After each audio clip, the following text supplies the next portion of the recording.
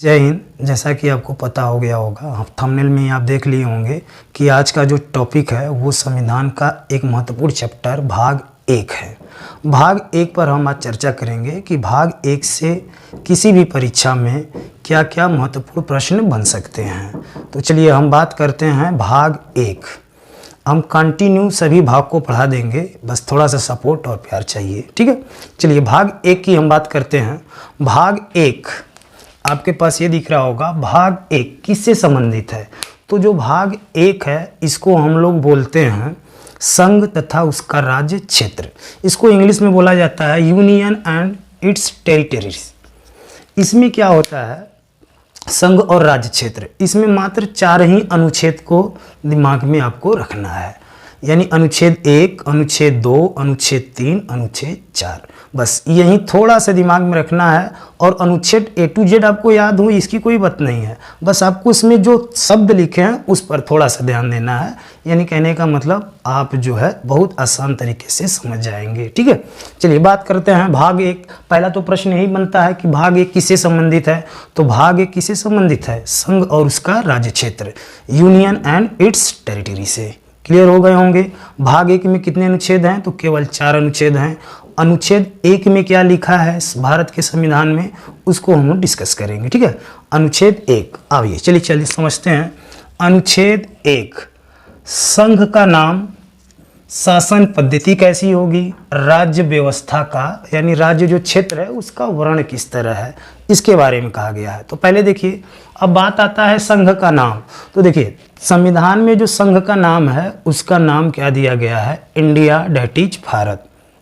ये साफ शब्दों में लिखा गया। ऐसे तो भारत का नाम क्या है, यानी हमारे जो संविधान है, हमारा जो संघ है उसका नाम क्या है? कई नामों से जानते हैं, आर्यावर्त, हिंदुस्तान, इंडिया, समझ रहे हैं। तो एक्चुअल में जो है हमारे देश का नाम क्या होगा? तो हमारे देश का वही नाम होगा जो हमारे संविधान में लिखा गया है। तो हमारे संविधान में देश का नाम क्या लिखा गया है? पहले ही लाइन में जब आप लोग जो है अनुच्छेद को पढ़ेंगे तो वहाँ साफ शब्दों में लिख दिया गया है, India that is Bharat is a union of state. Clear हो गए होंगे। तो यहाँ से कहने का मतलब क्या हुआ, यानी हमारे यहाँ देखिए, हमारे यहाँ संविधान में क्या है, जब हमारी संविधान सभा बन रही थी, हालांकि कोई मतभेद तो नाम लेकर नहीं था, लेकिन कुछ लोग का मानना था कि जो है हमारे देश को जो है अब इंडिया के नाम से जाना जाता है। तो कुछ लोग जो पुराने प्रवृत्ति के थे उन सब के नहीं, हमारा जो देश पहले भारत था आज भी भारत रहेगा। तो संविधान सभा के जितने भी सदस्य थे उन्होंने तय कर लिया कि नहीं, इनको दोनों नाम रखते हैं। तो इंडिया भी नाम है और भारत नाम है, इसके सिवा कोई और नाम नहीं है। तो ये आपको दिमाग में रखना होगा। क्लियर हो गए होंगे। अब हम बात करते हैं, अब एक टॉपिक समझ में आया कि संघ का नाम क्या होगा। तो संघ का नाम समझ में आ गया, इंडिया होगा या तो भारत होगा। क्लियर हो गए होंगे। अब शासन पद्धति के बारे में चर्चा कर लेते हैं कि यहाँ से क्या महत्वपूर्ण शब्द है, शासन पद्धति। यानी भारत की जो शासन पद्धति है वो कैसी है? तो देखिए 4 तरह की शासन पद्धति होती है। एक होता है यूनिटेटरी, इसको एकात्मक बोलते हैं। एकात्मक का मतलब होता है कि जहाँ सर्वे सर्वा का हो, केंद्र सरकार हो, उसको हम क्या बोलते हैं? एकात्मक शासन पद्धति। ऐसी शासन पद्धति कहाँ देखी गई है? तो ब्रिटेन में देखी गई है एकात्मक शासन पद्धति। क्लियर हो गए होंगे। और यूनियन ऑफ स्टेट अभी चर्चा हुआ, यानी जो हमारा शासन पद्धति है उसमें कहा है यूनियन ऑफ स्टेट, राज्यों का संघ।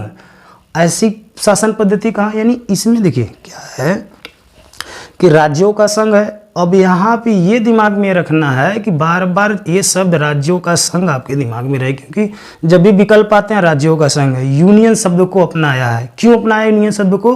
क्योंकि हमारे यहाँ का होगा केंद्र को हम लोग मजबूत प्रदान किए हैं। क्लियर हो गए होंगे।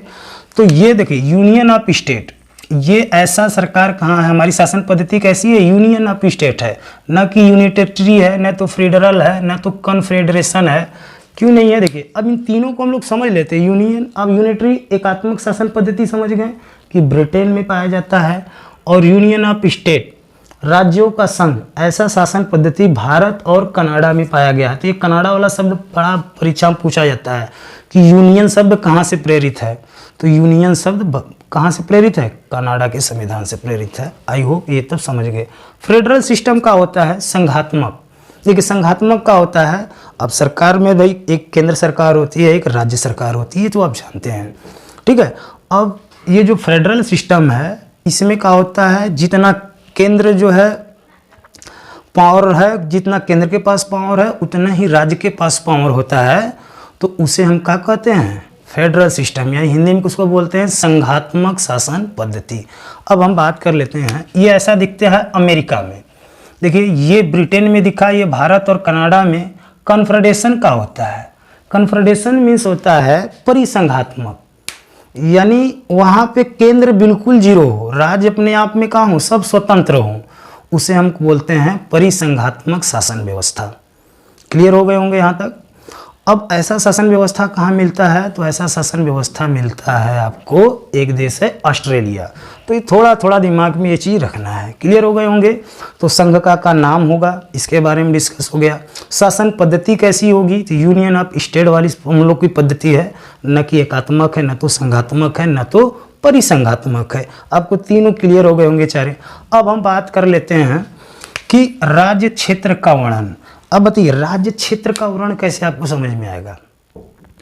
अब राज्य क्षेत्र का वर्णन यानी इसमें आपको ये बताना पड़ेगा कितने केंद्र शासित प्रदेश हैं, कितने हमारे यहाँ राज्य हैं, उनका क्या नाम है, ठीक है, और वो किस तरह बदलते गए, इसके बारे में जो है आपको वर्णन किया जाएगा। आप समझ गए होंगे यहाँ तक। अब हम बात कर लेंगे अनुच्छेद नंबर 2 की, क्योंकि अनुच्छेद नंबर 2 से भी तो परीक्षा में प्रश्न बनते हैं खूब ढेर सारे। अनुच्छेद 2 को भी समझेंगे और साथ में अनुच्छेद 1 को हम अच्छी तरह समझ गए, और थोड़ी सी बात अनुच्छेद 1 में हम लोग और समझ सकते हैं, क्योंकि यहाँ पे जो राज्य क्षेत्र का वर्णन है इसको अभी समझते हैं तो बेस्ट होगा। क्योंकि देखिए जो राज्य क्षेत्र होता है भाग 21 के तहत, देखिए जो भाग 21 है हम लोग पढ़ेंगे अभी बाद में आगे चल के। भाग 21 के तहत कुछ राज्य ऐसे हैं जिसको विशेष उपबंध है, जैसे देखिए महाराष्ट्र भी है, गुजरात भी है, असम है, मणिपुर है, आंध्र प्रदेश, तेलंगाना, ऐसे 2-4 और राज्य हैं जहाँ पर विशेष उपबंध है, तो उसको विशेष उपबंध है। और हमने अनुसूचियों में पढ़ा था कि अनुसूची नंबर 5 और अनुसूची नंबर 6, इसमें भी कुछ ऐसे राज्य जिसके लिए अनुसूचित जनजाति के लिए विशेष उपबंध है। तो विशेष उपबंध का भी जो है ख्याल रखते हुए, यानी ध्यान में रखते हुए, यानी कहने का मतलब विशेष उपबंध वाले जो राज्य हैं उनका राज्य क्षेत्र का वर्णन है। और हमने ये भी चीज़ समझ गया है कि जब हमारा संविधान लागू हुआ था तो उसमें जो है हम 4 भागों में अपने राज्यों को बांट दिए थे। समझ रहे हैं कि देशी रियासतें कौन कौन सी थी। तो आपको आई होप यहाँ तक समझ में आ गया होगा। और देश, देखो एक और बात समझ लेते हैं हम लोग कि जब देश हमारा आज़ाद हुआ था तो कुछ जो है अधिग्रहण जो है विदेशी क्षेत्र को भी हम अधिग्रहित, से गोवा, सिक्किम, दादर नगर हवेली, पुडुचेरी, ये सब उस समय जब हमारा देश आज़ाद होने के बाद भी ये सब भारत के भौगोलिक क्षेत्र में नहीं आते थे। ये सब एक तरह से विदेशी राज्य थे। तो विदेशी राज्य को भी भारत ने क्या किया, अधिग्रहण कर लिया, यानी अपने आप में शामिल कर लिया। तो एक बार फिर से बता देते हैं, क्योंकि वीडियो लंबा जरूर हो सकता है लेकिन यूजफुल जरूर होगा, ठीक है। देखिए भाग 21 से संबंधित संघ का क्या नाम है, उसका राज्य व्यवस्था किस तरह है, शासन पद्धति है, उसमें और क्या क्या वर्णन है, किसके विशेष उपबंध के बारे में वर्णित है, ठीक है। तो भाग 1 आपको याद होना चाहिए, क्योंकि भाई भाग 1 में अनुच्छेद भी 1 है, तो कम से कम 395 लगभग अब 465 पर अनुच्छेद वर्तमान में प्लस में ही आ रहे हैं। तो कहीं ना कहीं अनुच्छेद 1 आपके माइंड में नहीं कि संघ का क्या नाम है, उसकी शासन पद्धति क्या है और उसके राज्य क्षेत्र का क्या क्या वर्णन है, ठीक है। अनुच्छेद 1 आपको समझ में आ गया। अब हम बात करते हैं अनुच्छेद 2 में क्या लिखा गया है। अनुच्छेद 2, संसद को ये अधिकार है कि वह, देखिए ये अधिकार किसको दिया गया है, संसद को दिया गया। ये शब्द बहुत बार, देखो हमें नहीं कह रहे हैं कि आपको अनुच्छेद A to Z याद कर लो, पहला अनुच्छेद में क्या, नहीं भाई पहला उसको थोड़ा सा याद रखना है, लेकिन अनुच्छेद से इंपॉर्टेंट इसके शब्द हैं, शब्द पे आपको ध्यान देना है। यानी ये किसके पास अधिकार है, तो आपसे पूछा जाएगा संसद, राष्ट्रपति, उपराष्ट्रपति, प्रधानमंत्री, तो यहीं से प्रश्न बनते हैं। यानी किसके पास ये अधिकार है, तो संसद के पास अधिकार। क्या अधिकार है, नए राज्य को भारत संघ में शामिल करें, जितने भी नए राज्य हैं उसको भारत के संघ में शामिल करने का। अब बताइए जो नए राज्य हैं उसको भारत संघ में शामिल करेंगे, ये किसके पास जो है अधिकार है, तो संसद के पास। अब वो देखिए, वो राज्य जो अस्तित्व में थे, अस्तित्व का मतलब क्या होगा जी, यानी कहने का मतलब उनका जो है भौगोलिक क्षेत्र भारत के अंतर्गत आता हो, समझ रहे हैं, तो उसे हम क्या कहते हैं, अस्तित्व में हो। अब देखो एग्जाम्पल की हम बात करते हैं अस्तित्व में, तो देखिए पहले देसी जो रियासतें थी उनको हम लोग जो है, जब हमारा कानून बना यानी संविधान लागू हुआ, तो जो देसी रियासतें थी उन्हें 3 ऑप्शन दिए गए। पहला ऑप्शन कि आप भारत में शामिल हो जाएं, दूसरा ऑप्शन आप पाकिस्तान में शामिल हो जाएं, तीसरा ऑप्शन था आप जो है स्वतंत्र रहें। तो जो देसी रियासतें थे उस समय वर्तमान में देसी रियासतें थे उनकी संख्या थी 552। धीरे धीरे हमारे पंडित जवाहरलाल नेहरू, बीपी मेमन साहब थे, 2 लोग इम्पोर्टेंट हैं, हमारे पास पंडित जवाहरलाल नेहरू, जो सरदार वल्लभ भाई पटेल थे वह, और साथ में एक बीपी मेमन व्यक्ति थे वो। यानी सरदार पटेल को तो आप जानते ही हैं, यूनिटी दिवस भी उन्हीं के जन्म दिवस पे मनाया जाता है। तो सरदार पटेल साहब जो थे उन्होंने क्या किया कि जो देसी रियासतें थे 552 देसी रियासतें थे, उसमें से सरदार पटेल साहब ने लगभग 549 जो देसी रियासतें थे, यानी कहने का मतलब जो भौगोलिक सीमा भारत में आती थी उनको जो है 549 जो देसी रियासतें थे उनको धीरे धीरे भारत में शामिल कर लिए। अब 3 ठे जो है हमारे यहाँ देसी रियासतें बच गए। एक बचा हमारे पास हैदराबाद, फिर जूनागढ़ और कश्मीर। तो हैदराबाद जो बचा था उसको तो पुलिस कार्रवाई के आधार पे भारत में शामिल कर लिया गया, और जो हमारे पास जूनागढ़ बचा था वहाँ जनमत के आधार पे जो है भारत में शामिल कर लिया गया, और कश्मीर था उसको विलय पत्र के माध्यम से, इसीलिए देखते हैं कश्मीर को हम लोग विशेष राज्य का दर्जा देते हैं, लेकिन वर्तमान स्थिति 370 हटने के बाद विशेष राज्य का दर्जा उसको ख़त्म दे दिया गया। क्लियर हो गए होंगे यहाँ तक कि अस्तित्व में कौन थे उसको आपको, यानी कहने का मतलब देखें जूनागढ़ को भी मिला लिए हम लोग, हैदराबाद को, कश्मीर को। इस तरह जो भौगोलिक क्षेत्र में अस्तित्व में है उसको जो है संसद को ये अधिकार होगा कि वो क्या करेगा कि भारत के संघ में, यानी भारत में जो राज्य होंगे उसको मिला सकता है। ये अधिकार किसको है?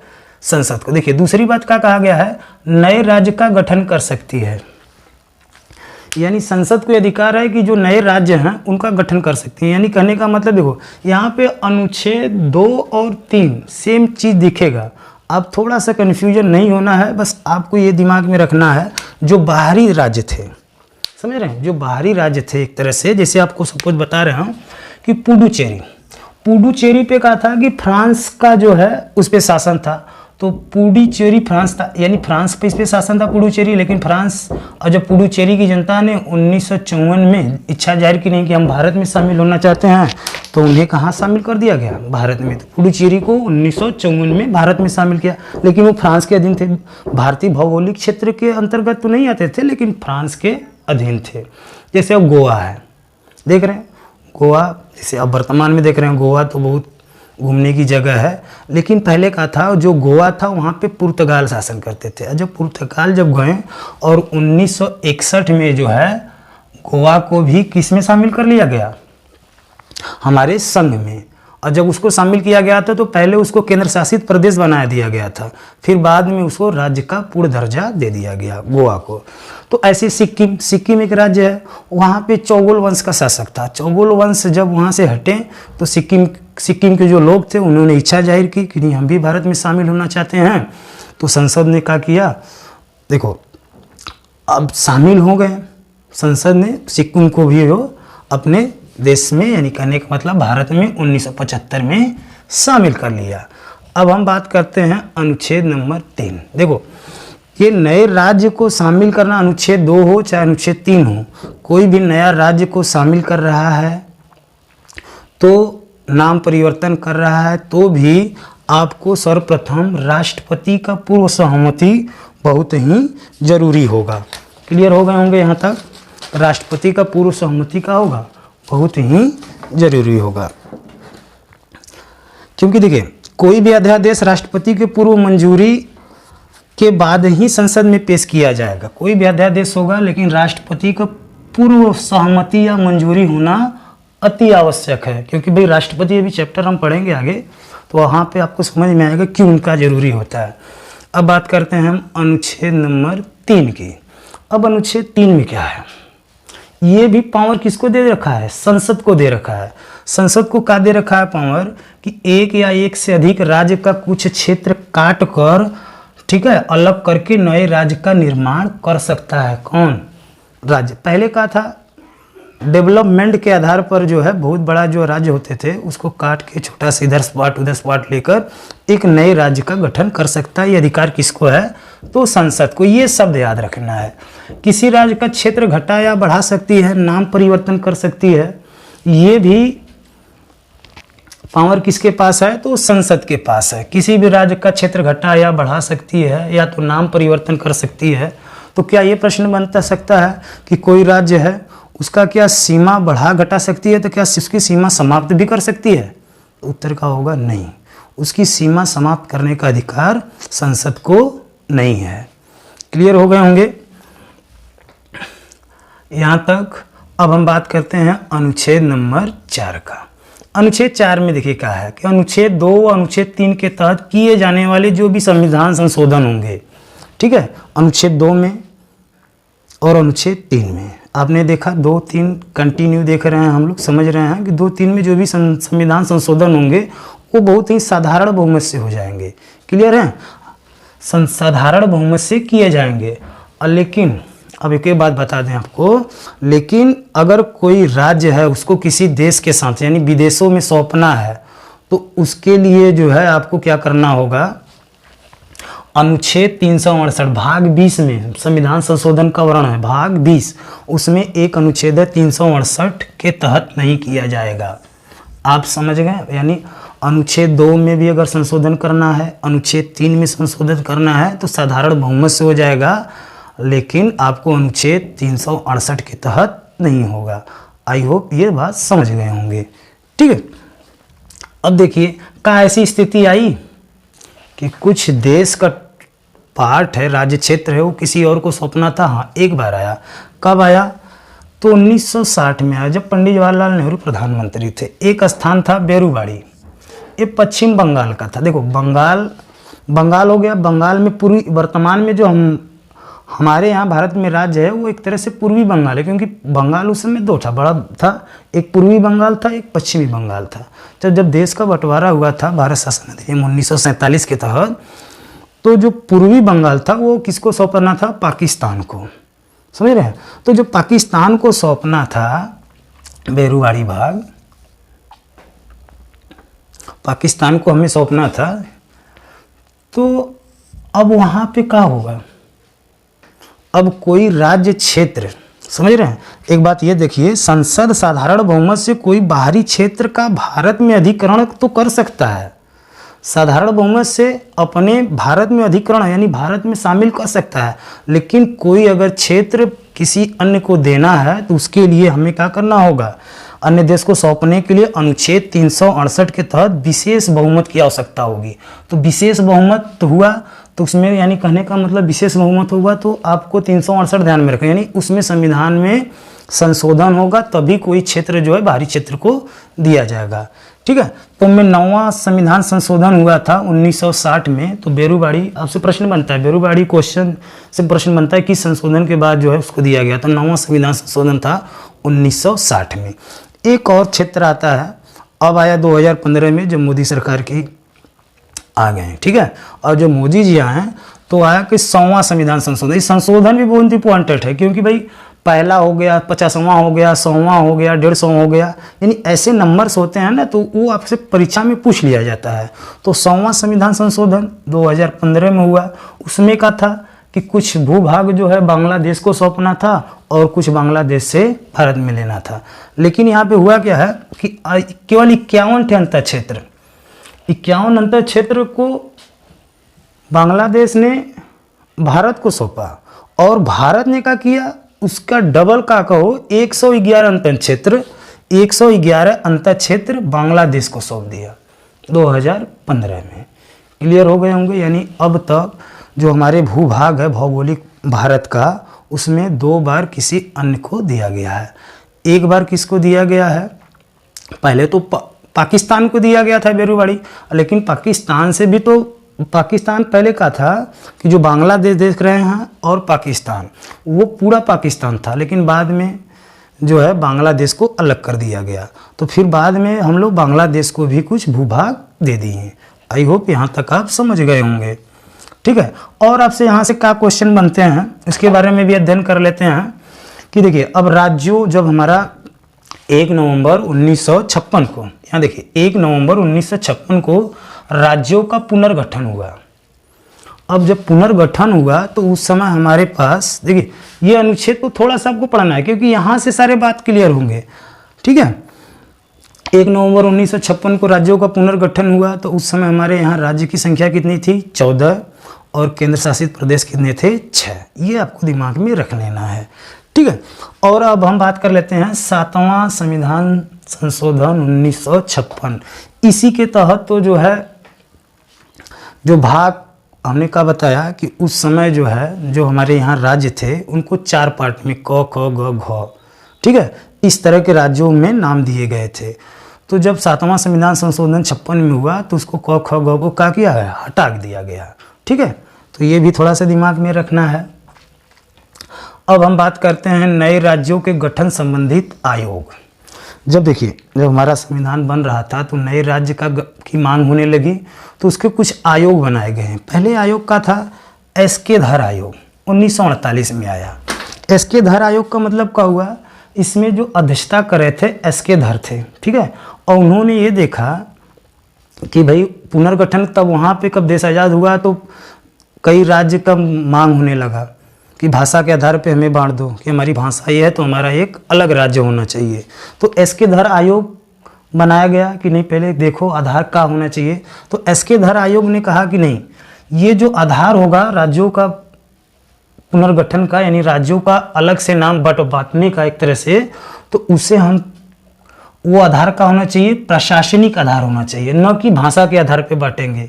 तो ये था एस.के. धर आयोग। इन्होंने कहा साफ साफ शब्दों में, देखो सिंपल वे से बात बता रहे हैं, जब देश आज़ाद हुआ तो साउथ के जो राज्य थे वहाँ पे बहुत ज़्यादा विद्रोह होने लगा कि हमें एक अलग राज्य का दर्जा दें। तो उन सब का आधार पूछा गया तो उस सब का आधार का था भाषा था कि हम लोग की भाषा अलग है, तेलुगु है, मलयालम है, इस तरह भाषा के आधार पर वो सब मांग करने लगे। तो सरकार ने एक आयोग का गठन किया। उसके आयोग के अध्यक्ष कौन बना दिए? एस.के. धर ने। ठीक है, अब वो जाकर जांच किए तो उन्होंने पता लगाया कि नहीं, भाषा के आधार पर अगर हम राज्यों का बंटवारा करेंगे तो हम लोग तो उत्तर प्रदेश से हैं, और उत्तर प्रदेश में देख रहे हैं 70 जिला है, 70 भाषा है। बनारसी भाषा अलग, भोजपुरी अलग है, देख रहे हैं, मिर्ज़ापुर का भाषा अलग है, मतलब हर जिला का अलग अलग भाषा है। तो कितना राज्य बन जाएगा कि आप भूल याद ही नहीं कर पाएंगे। तो उन्होंने एस.के. धर साहब ने कहा कि नहीं, ये आधार का होना चाहिए, प्रशासनिक आधार होना चाहिए। डेवलप नहीं हो रहा है तो उसको बांट दो, क्योंकि जो लास्ट में हम लोग बंटवारा हुआ है वो डेवलप के आधार पे हुआ, ना कि भाषा के आधार पे। जैसे आपको पता है कि लास्ट में हम लोग उत्तराखंड पढ़े हैं, यानी उत्तर प्रदेश से 13 जिला को काटकर उत्तराखंड बना दिया गया। क्यों बनाया? भाषा के आधार पे नहीं, डेवलपमेंट के आधार पर। ठीक है, प्रशासनिक यानी प्रशासनिक आधार होना चाहिए, न कि भाषा। ये थे एस.के. धर आयोग। अब आते हैं, एक और समिति बनी, जे.वी.पी. समिति, वो भी 48वां बनी है, तो बता दिए, फिर भी 48 में बनी। अब जे.वी.पी. समिति का मतलब क्या है, ये ध्यान से देखिए, जवाहरलाल नेहरू, वल्लभ भाई पटेल और एक होता है पट्टा सीतारमैया, ये 3 लोग इस समिति में मेन थे। ये भी कहें कि नहीं, ये भी आधार भाषा आधार नहीं होना चाहिए, बल्कि का आधार होना चाहिए, प्रशासनिक आधार होना चाहिए। फिर एक समिति बनी 1953 में, फजल अली आयोग। धीरे धीरे ये जो विद्रोह हो रहा था वो धीरे धीरे बढ़ रहा था, बढ़ते गया। तो फजल अली आयोग 1953 में आए। उन्होंने ये तय किया नहीं, भाषा के आधार पे भी इन्होंने स्वीकार कर लिया। फजल अली आयोग, इनका जो आधार था, उन्होंने कहा नहीं, भाषा के आधार पे भी कुछ राज्य का बंटवारा हम कर सकते हैं। तो भाषा के आधार पे बनने, पहला प्रश्न पूछता है, भाषा के आधार पर बनने वाला पहला राज्य, बहुत इंपॉर्टेंट है, कई दाई परीक्षा में पूछा गया है। तो भाषा के आधार पर बनने वाला पहला राज्य था आंध्र प्रदेश। ठीक है, वहाँ पे क्या हुआ कि एक कांग्रेस कार्यकर्ता थे पोट्री श्री रामुलू, वो क्या किए भूख हड़ताल करने लगे कि नहीं, भाषा के आधार पे हमारा एक जो है अलग से राज्य बनना चाहिए। अब वो भूख हड़ताल पे बैठ गए, अनशन पे बैठ गए, 56 दिन तक लगातार बैठे रहे और अंत में उनकी मृत्यु हो गई। तो जब मृत्यु हो गई तो साउथ में बहुत ज़्यादा विद्रोह की भावना उत्पन्न हो गई। अंत में सरकार मजबूर होकर फजल अली आयोग ने ये मान लिया कि आधार का होगा, भाषा होगा। तो भाषा के आधार पर पहला राज्य कौन सा है, तो आंध्र प्रदेश, ये आपके माइंड में होनी चाहिए। अब हम बात कर लेते हैं, ये तो भाषा के आधार पर हो गया। जब एक राज्य बना आंध्र प्रदेश तो धीरे धीरे कई राज्य भी हो गए। इधर हम बात कर लेते हैं जैसे महाराष्ट्र, मुंबई से महाराष्ट्र और गुजरात। जैसे पहले एक मुंबई था, देखिए मुंबई में महाराष्ट्र भी था, गुजरात भी था, ठीक है, सभी सब मुंबई में आते थे। अब उनके भाषा का आधार वहाँ भी था। महाराष्ट्र वाले महाराष्ट्र क्या बोलते हैं, महाराष्ट्र के लोग कौन सी भाषा बोलते हैं, महाराष्ट्री, हाँ, और गुजरात वाले गुजराती बोलते हैं। दो भाषा हो गए, तो उनको भी 1960 में अलग कर दिया गया, ठीक है, महाराष्ट्र और गुजरात को अलग, और गुजरात को 15वां राज्य बना दिया गया। तो ये इम्पोर्टेंट इसलिए है क्योंकि भाई 14 राज्य तो पहले थे, लेकिन राज्य का दर्जा इसको कौन सा दिया गया, गुजरात को 15वां राज्य का दर्जा दे दिया गया। फिर आया हरियाणा, चंडीगढ़ और हिमाचल प्रदेश। अब यहाँ देखिए, ये हरियाणा हिंदी भाषा राज्य है, तो उसको अलग थे। अब पंजाब में एक तारा सिंह करके थे, उनके आधार पे वो पंजाब को अलग कर दिया गया। फिर ये हमारे पास का था हिमाचल प्रदेश, क्योंकि पहले का था केवल एक ही राज्य था, पंजाब। देखिए पंजाब से कौन कौन अलग हुए हैं, पंजाब से पहले हुआ चंडीगढ़, फिर इसके बाद हो गया हिमाचल प्रदेश भी अलग कर दिया गया, फिर इसके बाद हरियाणा, यानी पंजाब लेकर 4 लोग थे, ठीक है। लेकिन भाषा उनकी अलग थी। हिंदी के आधार पे 17वां राज्य हरियाणा बना दिया गया, 15वां राज्य गुजरात, 17वां राज्य हरियाणा। और देखिए ये चंडीगढ़ हिमाचल प्रदेश, ये काम हुआ था 1966 में। ये देखिए 60 में हुआ, 66 में, ये 53 में हुआ है, क्योंकि ये पूछा जाता है कब हुआ था ये, तो ये 1953 में, यानी आंध्र प्रदेश जो है भाषा के आधार पर पहला राज्य बना। कब बना, तो 1953 में बना है। यहाँ तक आप समझ गए होंगे, ठीक है। और लेकिन देखिए चंडीगढ़ हिमाचल प्रदेश को जब 66 था तो उस समय हिमाचल प्रदेश चंडीगढ़ को हम केंद्र शासित प्रदेश घोषित कर दिए गए। लेकिन हिमाचल प्रदेश जब 1971 में आया तो हिमाचल प्रदेश को पूर्ण राज्य का दर्जा दे दिया गया, ठीक है। और लास्ट में आप जानते हैं कि छत्तीसगढ़ से जो है 26वां राज्य कौन सा है, छत्तीसगढ़ किससे अलग हुआ है बताइए, मध्य प्रदेश से। उत्तराखंड किससे अलग हुआ है, उत्तर प्रदेश से। 13 जिला काटकर 2000 में ये तीनों जिलों को अलग किया गया। इनका आधार भाषा नहीं है, इनका आधार क्या है, डेवलपमेंट के आधार पर हुआ है। और झारखंड बिहार से अलग हुआ है, 28वां राज्य है। ये सब 2000 में 3 राज्य बने थे, और एक लास्ट हमारा राज्य का निर्माण हुआ 2014 में, जो आंध्र प्रदेश से तेलंगाना को अलग कर दिया गया है, ठीक है। और यहाँ से परीक्षा में क्या प्रश्न बन सकते हैं, क्योंकि अनुच्छेद 3 में ये भी बताया गया है कि नाम परिवर्तन कर सकते हैं। ये किसके पास पावर है, ये संसद के पास पावर है। तो क्या क्या नाम परिवर्तन अब तक हुए हैं, तो पहला वो कौन सा राज्य है जिसका नाम परिवर्तन किया गया, तो वो पहला राज्य है संयुक्त प्रांत। संयुक्त प्रांत देखिए, जो नाम में परिवर्तन संयुक्त प्रांत, 1950 में संयुक्त प्रांत पहले था, उसका नाम क्या बन गया, उत्तर प्रदेश। तो 19, ये देखो यूपी स्पेशल के लिए बेस्ट है, क्योंकि आप पुलिस के लिए प्रिपरेशन करेंगे तो यूपी स्पेशल पढ़ना पड़ेगा। हम अभी आप लोग को पूरा वीडियो, यानी कहने का मतलब पूरा संविधान जब पढ़ा देंगे तो यूपी स्पेशल भी एक वीडियो बनाएंगे, ठीक है। तो संयुक्त प्रांत पहला राज्य है जिसका नाम बदलकर उत्तर प्रदेश रख दिया गया 50 में ही। और दूसरा आ गया मद्रास, पहले एक मद्रास होता था, उसको 1969 में, यानी 1969 में तमिलनाडु रख दिया गया। मद्रास का नाम बदल के रख दिया गया तमिलनाडु। और 1973 में आपको मैसूर का नाम बदल के कर्नाटक रख दिया गया। अब इधर का 2 आपको इम्पोर्टेंट है, क्योंकि यहाँ से परीक्षा में प्रश्न बन सकते हैं, क्योंकि सन भी पूछ देगा तो भी भूल जाएंगे कि जो, अब देखिए उत्तरांचल, अब जो उत्तरांचल था उसका नाम बदल के उत्तराखंड रख दिया गया। कब रखा गया, तो वो रखा गया 2006 में। क्लियर हो गए होंगे।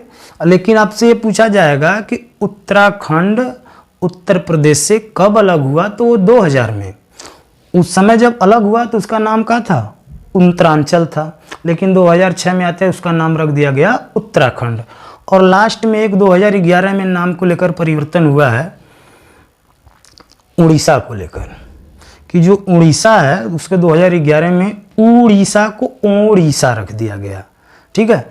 और अन्य नाम होते हैं, क्योंकि हम लोग अभी संघ के बारे में पढ़ रहे हैं, पूरी संविधान पढ़ रहे हैं। जब यूपी स्पेशल पढ़ाएंगे तो ये देख रहे हैं ना, महादेव को इन्होंने इतना नाम बदला है कि पूछो मत। जय योगी बाबा। ठीक है। ये था हमारे पास भाग 1। अब हम बात करेंगे भाग 2 का अगले वीडियो में, जिसमें हम नागरिकता का अध्ययन करेंगे। यदि वीडियो आपको अच्छा लगा होगा तो आप समझ गए होंगे क्या करना है। आई होप ये भी आपको जानकारी हो जाए। ठीक है। चलिए अगले वीडियो में मिलते हैं, तब तक के लिए।